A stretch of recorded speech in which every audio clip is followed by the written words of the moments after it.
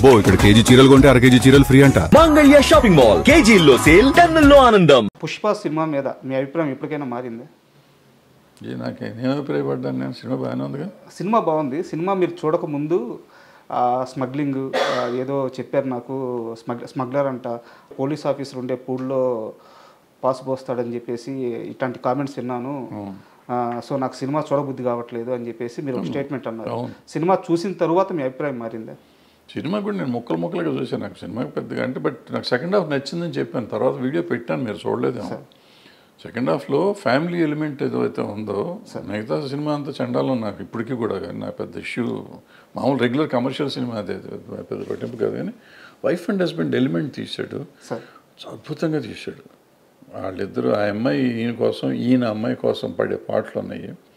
పుష్ప రష్మిక కోసం, అర్జున్ రష్మిక కోసం, రష్మిక అర్జున్ కోసం వాళ్ళు మాట్లాడే మాటలు కానీ కమర్షియల్గా బాగున్నా కూడా నిజంగా కూడా ఎమోషనల్గా కూడా ఉన్నాయి. ద సేమ్ టైం ఒక భార్యాభర్తల అనుబంధాన్ని అటువంటి క్యారెక్టర్స్ మీద చూపించడం అనేది చాలా గొప్ప విషయం. ఇప్పుడు ఏదో మామూలుగా మిడిల్ క్లాస్ ఫ్యామిలీలో ఉంటుంది, ఇట్లా డబ్బు ఉండి ఆడ స్మగ్లింగ్ చేసేవాడికి ఒక భార్య మీద అంత ప్రేమ ఉంటుందా? అసలు భార్యను అంత ప్రేమించాలా, ఆ భార్య భర్తను అంత ప్రేమించాలా? అద్భుతంగా ఉంది అది. ఆ ఎలిమెంట్ చాలా బ్రహ్మాండంగా ఉంటుంది ఆ సినిమాలో. సార్ నాది ఇంకో క్వశ్చన్ ఏంటంటే, అంటే ఒక 12-13 ఏళ్ళ నుంచి మీరు నాకు తెలుసు సార్. అంటే నేను మిమ్మల్ని దగ్గరగా చూస్తున్నాను, మీరు ఎక్కడున్నా మీ గురించి నాకు తెలుసదు కాబట్టి నేను మిమ్మల్ని ఫాలో అవుతున్నట్టే. తమ్మారెడ్డి గారికి ప్రతి విషయంలో ఒక అభిప్రాయం చాలా నిక్కచ్చిగా ఉంటుంది, ఆయన ఒక మాట మీద ఉంటారు. బట్ నాకు ఎప్పుడూ కూడా చాలా పెద్ద కన్ఫ్యూజన్ ఏంటంటే మీ విషయంలో, చిరంజీవి గారి విషయం సార్. కెమెరా లేనప్పుడు చిరంజీవి గారి గురించి మీరు ఎంత గొప్పగా చెప్తారంటే, నా బ్రదరయ్యా, నా తమ్ముడయ్యా, అంటే మేము వినున్నాం, మీతో పాటు పనిచేసినప్పుడు మేము వినున్నాం, నా తమ్ముడయ్యా, నేను సినిమాలు తీసాను, నాతో సినిమాలు తీసాడు, నేను ఇచ్చినప్పుడు రెమ్యునరేషన్ తీసుకున్నాడు, మా అనుబంధం ఇట్లాంటిది, నా స్టూడియోలో ఉండేవాడు, ఇంత గొప్పగా చెప్తారు చిరంజీవి గారి గురించి. కెమెరా లేనప్పుడు, నలుగురు మనుషులు క్లోజ్డ్ పీపుల్ ఉన్నప్పుడు. అదే కెమెరా పెట్టంగానే చిరంజీవి గారి అభిప్రాయాలని, ఆయన వెళ్ళే మార్గాలని మీరు క్వశ్చన్ చేస్తూ ఉంటారు. ఇది నాకు అర్థం కాదు సార్ అసలు. అంటే మీ చాలాసార్లు అనుకున్నాను. ఆల్రెడీ ఇంతకుముందు సమాధానం చెప్పాను, మోహన్ బాబు గారి విషయంలో సమాధానం మీకు చెప్పాను, సేమ్ సమాధానం ఇది సార్. ఇప్పుడు ఆయనతో కూడా నేను మాట్లాడి చెప్పినవి ఉన్నాయి కొన్ని. ఆ చిరంజీవి గారికి నాకు ఉన్న అనుబంధం అప్పుడు వేరు, ఇప్పుడు వేరు. బట్ నాకు నచ్చినట్టు చెప్తాను, నచ్చని నాకు మీరు చెప్పినవి అన్నీ నిజం. ఆ నిజం నాకు ఇంకా అనుబంధం అట్లాగే ఉంది నా మనసులో.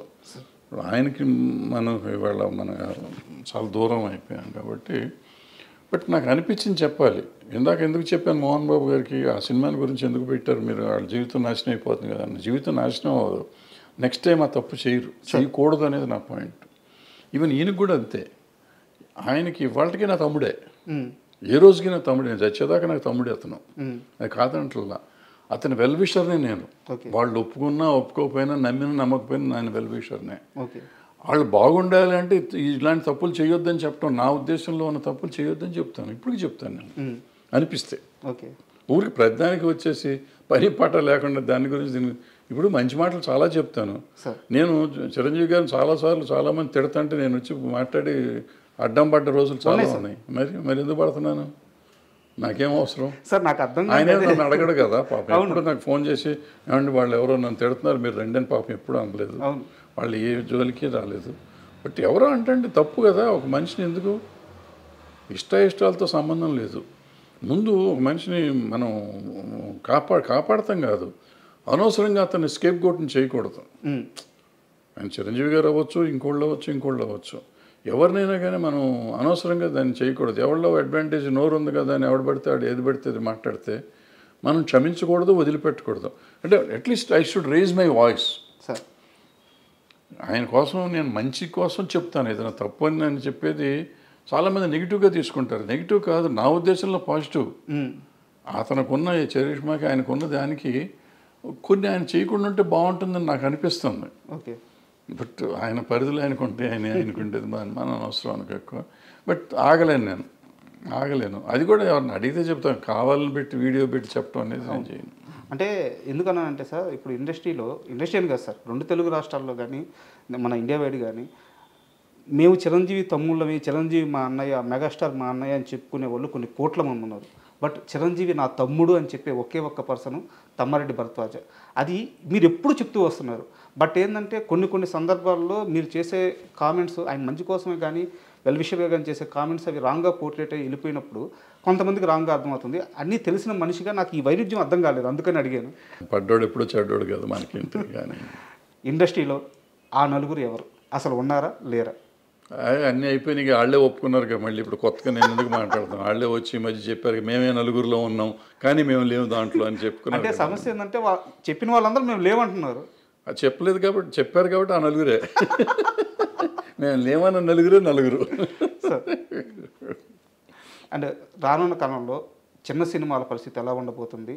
ఇప్పుడున్న ఇండస్ట్రీ విధానం అంటే ఈ సినిమాలు తీసే విధానం కానీ, కోట్లు ఖర్చు పెట్టి హీరోలకి ఈ భారీ రెమ్యునేషన్ ఇచ్చి వెళ్తున్న ఈ విధానం కానీ, ఇండస్ట్రీ రాబోయే 10-15 సంవత్సరాల్లో ఏ స్థాయిలో ఉండబోతుంది మీరు అనుకుంటున్నారు?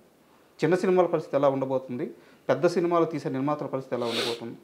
ఏం చాలా దుర్భరంగా ఉంటుంది, చూడాలి. అంటే మంచి సినిమాలు కొంచెం చిన్న సినిమాలు, అది మన కోర్టు ఆడినట్టు ఇటు బలగం ఆడినట్టు చిన్న సినిమాలు ఆడుతున్నాయి కదా, అట్లా ఆడుతూనే ఉంటాయి. But bad position. మొన్న వచ్చిన కల్కి సినిమా ఉంది, 2.5 ఇచ్చారు చాలామంది, బ్యాడ్ రివ్యూ కూడా ఉంది. మరి అది చాలా 1200 కోట్లు 1300 కోట్లు చేసిందిగా. మరి ఎందుకు చేసింది? దేవరా సినిమా పోయిందన్నారు, దానికి 2.5 ఇచ్చారు. మరి అది 300-400 కోట్లు చేసిందిగా. సో ఇవన్నీ రివ్యూలను చూసి వస్తారు జనం, రివ్యూలు చూస్తే రారు, లేకపోతే పిఆర్ చెప్తే చేశాడు అనేది. మనం మన సినిమా తీసి సార్ వర్షం వచ్చింది అందుకే నాకు కలెక్షన్ లేవు, ఎండ ఎక్కువగా ఉంది కలెక్షన్ లేవు. మరి పక్క థియేటర్లో సినిమా ఫుల్ అవుతుంది, పక్క థియేటర్లో సినిమా ఫుల్ అవుతుంది, నా థియేటర్లో ఫుల్ అవట్లా. నా సినిమాకి ఎండ, నా సినిమాకి వర్షం వస్తుంది, కానీ పక్క సినిమాకి ఎండ వర్షం రాదా? సో ఇవన్నీ మనం వంకలు పెట్టుకున్నాం, వంకలైనా మాకు డొంకంతా తిరిగింది అంటారు. అది అంటే పిఆర్లు తప్పేం లేదు, పిఆర్లు వాళ్ళు పాప మంచి చేయాలని అనుకుంటారు. ఏమవుతుంది, పక్క సినిమాకి వాళ్ళ పాత ఇంకో పిఆర్ అది చేసి ఉంటాడు, అది చేసినప్పుడు ఆ సినిమా లక్కీగా ఆడి ఉంటుంది. పిఆర్ చేసినందుకు ఆడతారు. ఫస్ట్ మనం తెలుసుకోవాల్సిన ప్రొడ్యూసర్గా ఎవ్వరు చెప్పింది జరగదు, మనం చెప్పింది జరుగుతుంది, మనం అనుకున్నదే జరుగుతుంది.